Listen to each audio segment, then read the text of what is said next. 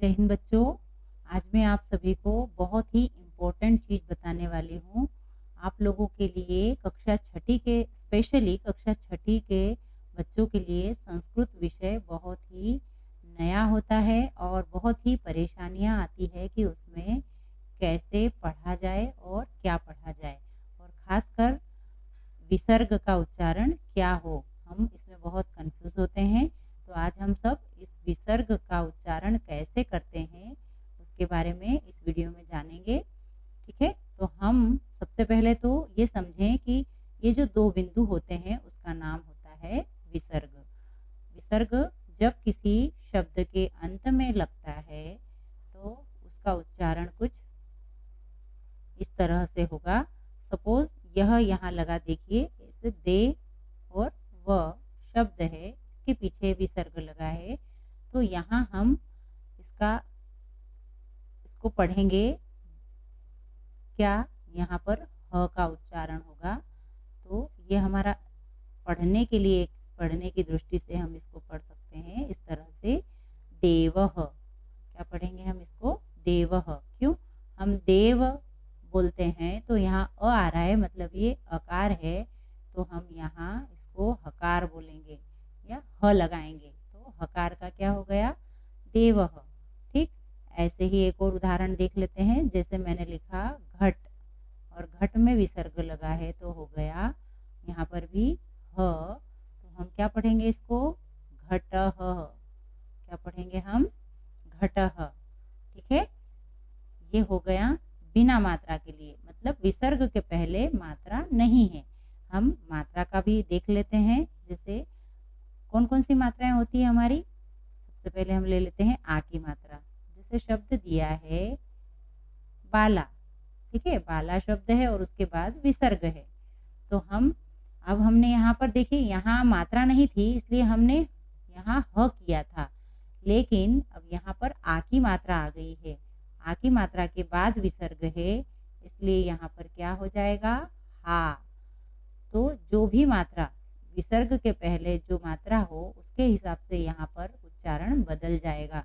यहाँ आ की मात्रा है और फिर विसर्ग लगा है, इसलिए क्या हो गया? यहाँ पर हम पढ़ेंगे इसको बालाहा। क्या पढ़ेंगे हम? बालाहा। ठीक है, ऐसा ही एक और उदाहरण देख लेते हैं। सपोज यहाँ लिखा है महिला और उसमें विसर्ग लगा है। ठीक, तो हम अब देखिए यहाँ पर भी विसर्ग के पहले कौन सी मात्रा है? आ की मात्रा। तो आ की मात्रा है तो यहाँ पर भी उच्चारण हम क्या करेंगे? हा। तो क्या हो जाएगा यहाँ पर? क्या पढ़ेंगे हम इसको? महिलाहा। क्या पढ़ेंगे? महिलाहा। देखिए ये केवल और केवल एक उच्चारण की दृष्टि से मैं आपको बता रही हूँ, आपको लिखना ऐसे ही है, लेकिन हम जब पढ़ेंगे तब आपको इस तरह से पढ़ना है। ठीक है, पढ़ने में बहुत परेशानी आती है सभी को, विसर्ग हो तो वहाँ पर कैसा उच्चारण होना चाहिए, तो इसलिए मैं ये वीडियो में आज आपको स्पष्ट कर रही हूँ। आगे देखेंगे हम छोटी ई की मात्रा। छोटी ई की मात्रा के शब्द हम लेते हैं। सपोज हमने लिया हरी, ठीक है, अब इसमें यदि विसर्ग लगा है तो अभी आ की मात्रा थी इसलिए हमने यहाँ हा किया था, अब यहाँ छोटी ई की है तो हम यहाँ क्या करेंगे? ही। क्या करेंगे उच्चारण? ही। तो हरी का क्या हो जाएगा? क्या पढ़ेंगे हम इसमें? हरि ही। क्या पढ़ेंगे? हरि ही। ठीक है, उसके बाद एक और उदाहरण ले लेते हैं हम छोटी ई का।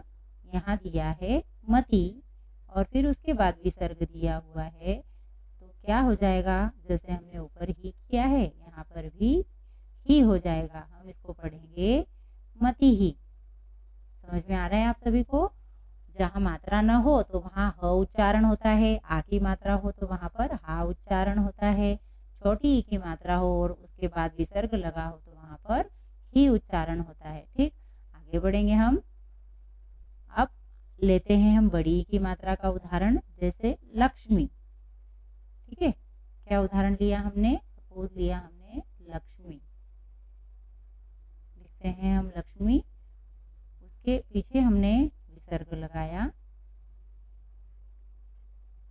लक्ष्मी, अब यहाँ बड़ी ई की मात्रा है तो यहाँ पर उच्चारण भी ही का ही होगा, लक्ष्मी ही। क्या हो जाएगा? लक्ष्मी ही। इकार हो जाएगा, बड़ी। देखिए ये बड़ी ई है, तो यहाँ पर भी ही, तो हम लोग उच्चारण करते समय यहाँ पर भी हिकार का ही उच्चारण करेंगे। तो क्या हो जाएगा? लक्ष्मी ही। ठीक, क्या उच्चारण होगा? लक्ष्मी ही। अब आगे देखते हैं एक और बड़ी ई का। सपोज यहाँ लिया देवी, ये देवी शब्द है, इसमें विसर्ग लगा है, तो यहाँ कौन सी मात्रा है? बड़ी की, तो ये ही हुआ। हम उच्चारण कैसे करेंगे इसको, हम कैसे पढ़ेंगे? यदि देवी के बाद विसर्ग हो तो देवी ही। क्या पढ़ेंगे? देवी ही। समझ में आ रहा है? अब आगे देखेंगे कौन सी मात्रा आती है। आ की मात्रा, छोटी ई की मात्रा, बड़ी ई की मात्रा, और फिर आता है छोटा ओ की मात्रा। कौन सी मात्रा आती है? छोटा ओ की। ठीक है, तो हम छोटा ओ की मात्रा के लिए देखते हैं। एक शब्द ले लेते हैं हम छोटा ओ का। सपोज हमने लिया पशु। क्या लिया हमने? पशु। उसमें विसर्ग लगा दिया, तो ये छोटा ओ की मात्रा है, इसलिए ये हुकार हो गया, है ना। तो हम इसको पढ़ते समय क्या पढ़ेंगे? पशुहु। क्या पढ़ेंगे? पशुहु। ठीक है, एक और छोटा ऊ का उदाहरण लेते हैं हम। जैसे हमने लिया भानु, और हमने इसमें लगा दिया विसर्ग। अब भानु छोटा ऊ की मात्रा से बना हुआ है, तो हम लोग यहाँ पर क्या, हुकार का उच्चारण होगा यहाँ। तो भानु को यदि हमें पढ़ना हो तो हम किस तरह से पढ़ेंगे? भानुहु। किस तरह से पढ़ेंगे? भानुहु। अब छोटा ऊ की मात्रा के बाद आती है बड़ा ऊ की मात्रा। बड़ा ऊ की मात्रा का एक उदाहरण देखिए, जैसे वधू। ठीक है, वधू में हमने लगा दिया विसर्ग, तो यहाँ पर भी हुकार का ही उच्चारण होगा। तो हम इसको वधू को क्या पढ़ेंगे? वधूहु। क्या पढ़ेंगे? वधूहु। क्या पढ़ेंगे? वधूहु। ठीक है, बड़ा ऊ का एक और उदाहरण देते हैं हम। देखिए किस शब्द में आ सकता है बड़ा ऊ। जिससे हम लेते हैं यहाँ पर तरु। क्या शब्द ले रहे हैं हम? तरु। यहाँ पर भी बड़ा हु है, इसलिए यहाँ पर भी हुकार होगा, तो हम इसको पढ़ेंगे भी तरुहु। सॉरी, क्या पढ़ेंगे हम? तरुहु।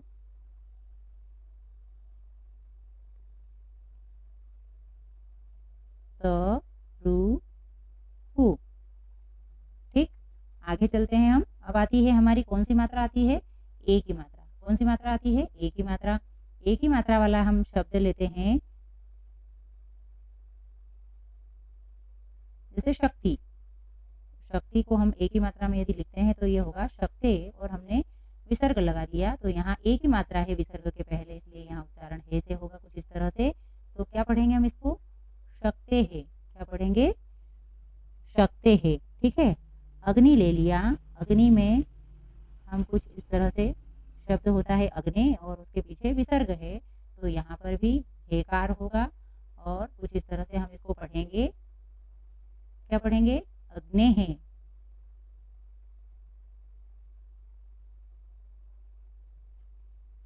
कैसे पढ़ेंगे? अग्ने है। ठीक है, जो छोटी की मात्रा है बाहर जाएगी और ए की मात्रा हो जाएगी, अग्ने है। हम इसको कैसे पढ़ेंगे? अग्ने है। ठीक, तो ए का भी हो गया। अब हम आते हैं ओ की मात्रा पर। ओ की मात्रा के पहले हमें कौन सी मात्रा हमारी छूट रही है? आई की मात्रा। आई की मात्रा कैसे होती है? दो मात्राएं ऊपर। तो दो मात्राएं ऊपर ऐसा एक शब्द हमने लिया, जैसे राम। क्या लिया हमने? राम शब्द।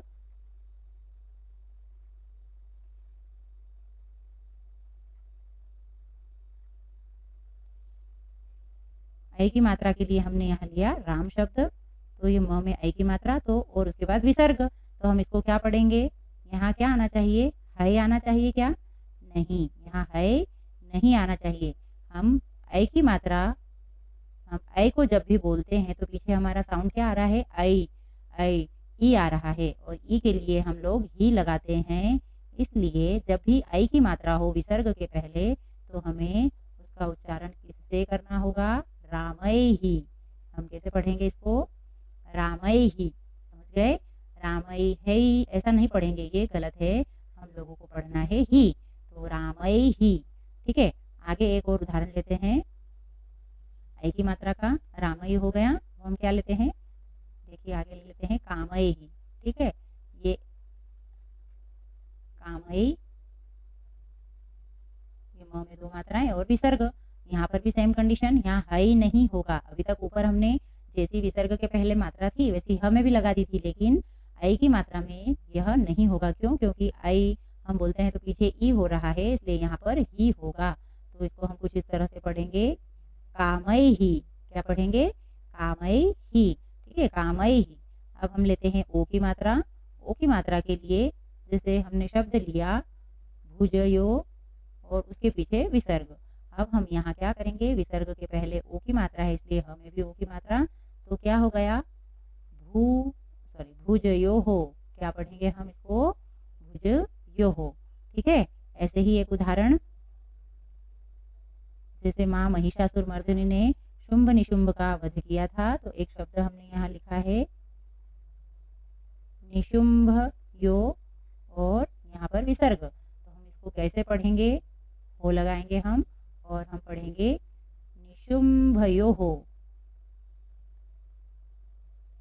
का उच्चारण हो जाएगा। ठीक है, निशुंभयो हो।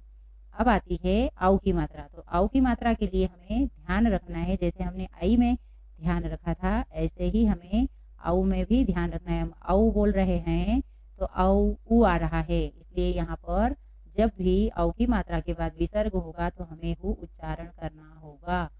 गौहु। क्या पढ़ेंगे हम इसको? गौहु। क्या पढ़ेंगे? गौहु। जैसे एक और उदाहरण हम लेते हैं,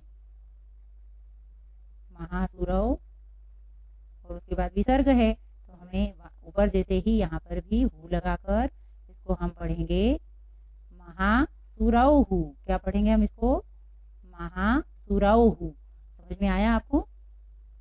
जब विसर्ग के पहले मात्रा नहीं हो तो हमारा उच्चारण होगा ह, जब आ की मात्रा हो तो हमारा उच्चारण होगा हा, जब छोटी ई की मात्रा हो विसर्ग के पहले तो हमारा उच्चारण होगा ही, बड़ी ई की मात्रा हो विसर्ग के पहले तो भी हमारा उच्चारण होगा ही। ठीक है, छोटा ऊ की मात्रा हो जब हमारे विसर्ग के पहले छोटा ऊ की मात्रा हो तो हमारा उच्चारण क्या होगा? हु। जब बड़ा ऊ की मात्रा हो विसर्ग के पहले तो भी हमारा उच्चारण होगा हु। ए की मात्रा हो विसर्ग के पहले तो हमारा उच्चारण होगा हे। ठीक, और विसर्ग के पहले जब ऐ की मात्रा हो तो हमारा उच्चारण हई होगा नहीं, हमारा उच्चारण क्या होगा? ही। और वो क्यों होगा? क्योंकि आई बोलते हैं हम तो ई आ रहा है और ई के लिए हमने ही का उच्चारण किया था, इसलिए यहाँ ही होगा। तो आई के लिए ही, ओ के लिए जब जब हमारा विसर्ग है और उसके पहले ओ की मात्रा आ रही है तो हम क्या उच्चारण करेंगे? हो। और जब विसर्ग के पहले आउ की मात्रा हो तो हमारा उच्चारण क्या होगा? हऊ होगा नहीं होगा।